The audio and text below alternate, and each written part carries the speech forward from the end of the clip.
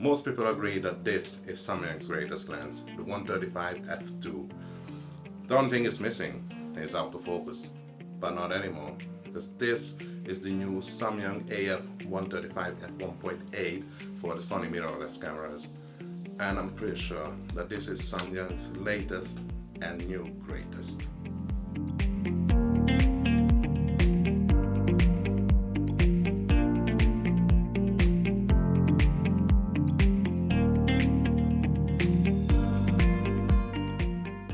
Welcome back to our channel. We are here in Liverpool on this cold winter day to give you a first impression preview of this beautiful lens, the Samyang AF 135 f1.8.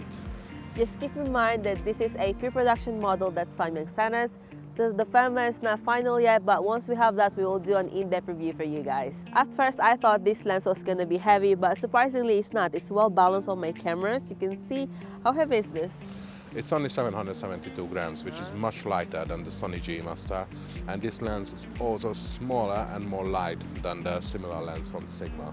First impression, this lens looks beautiful, and even though it's made of plastic, it doesn't feel cheap. It has this professional feel on it because of its modern design, and I love that. First thing you'll notice is that the focus ring is big and it has a nice feel to it, and it's smooth whenever you turn.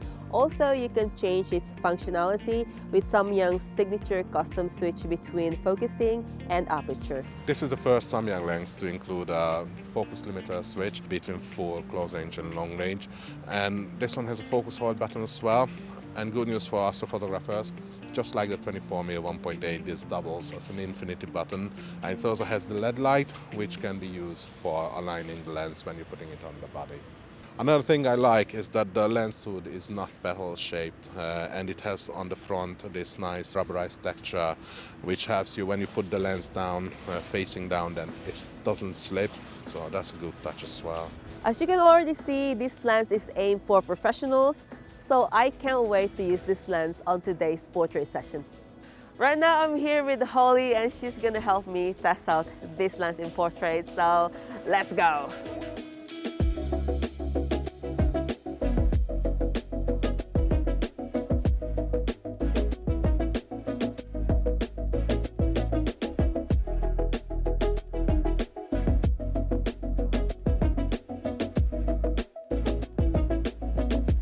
First off, the bokeh of this lens is so amazing. It really brings out your subject in the pictures, and you can see that the AF is working pretty well, even though this is a pre-production firmware, so that's pretty cool.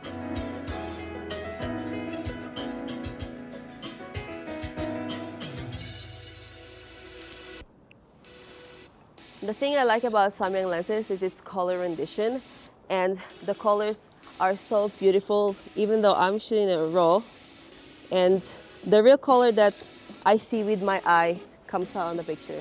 It's so cool.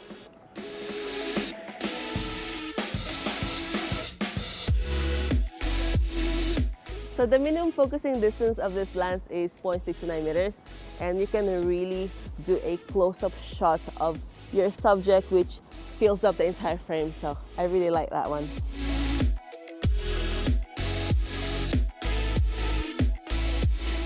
Right now we are going to test this lens AF performance, but keep in mind that this is a pre-production firmware, but so far it's performing so well, that's why I want to show it to you.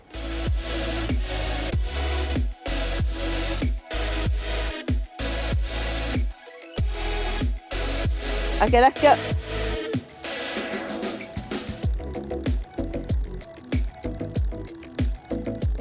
Yeah.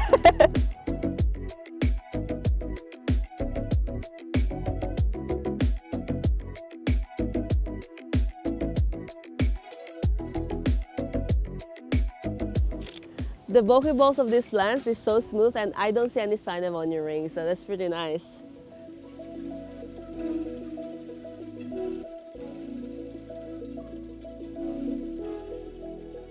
As you can see at wide open f1.8, it is so sharp, and because my model has this nice freckles all over her face, you can see all the details. It's so beautiful. I love it so much.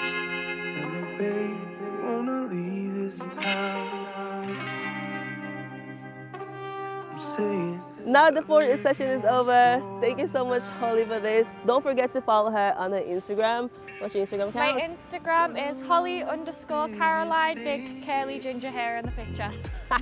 She's a professional model, so check out her Instagram account. We'll put it somewhere here. We are not done shooting with this lens because 135mm focal length is perfect for candid street photography. So let's go.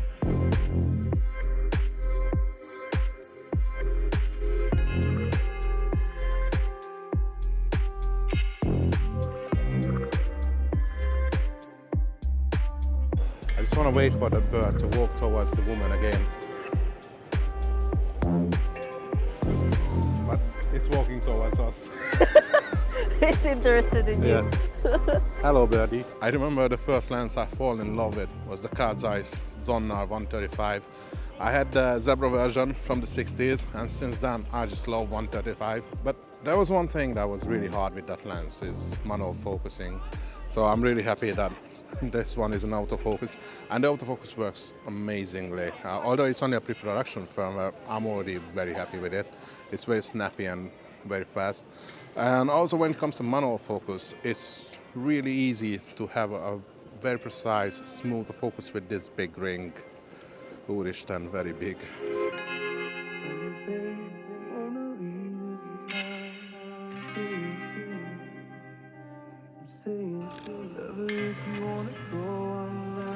Another reason to choose 135 when you're walking the streets, because you can get some detailed shots of buildings, especially like this situation when it's up high against the sky. It's a nice minimal, but that's where chromatic aberration kicks in on other lenses, not on this one. I really tried hard to find chromatic aberrations with this lens, and apart from when I was shooting in the sun, close distance, I just couldn't.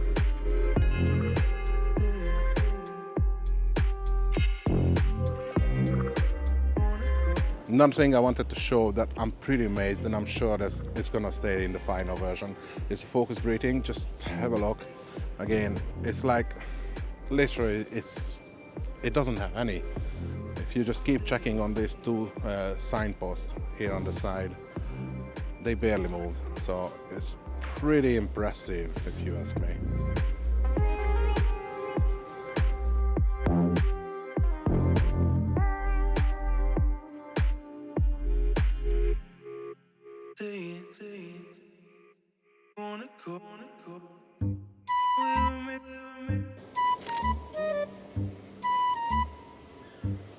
Nothing.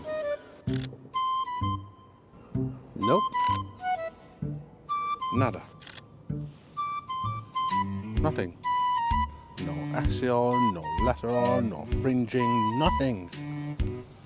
Oh my God, I just want to go home. So this is our first quick preview of Samyang AF 135mm f1.8, and as you can see, it's already an amazing lens, and I can see myself using this a lot in the future. What do you think? Yeah, it's a great lens. Actually, I love 135, so it already got me there. You have 3, no? No, 4. Oh, 4. With this. Yeah, we wanted to test this lens for astrophotography as well, but unfortunately, UK skies, we didn't have any clear night sky since we got the lens, so we couldn't do it. But don't worry, in our in-depth review later, we will do this. So make sure you subscribe so you don't miss this one. That one. Astrophotographers are always haunted with overcast, cloudy skies. So by subscribing to this channel, you will help one astrophotographer like little Peter to have one clear night sky. Have a heart. Do the right thing. We're going to have, aren't we? Yeah.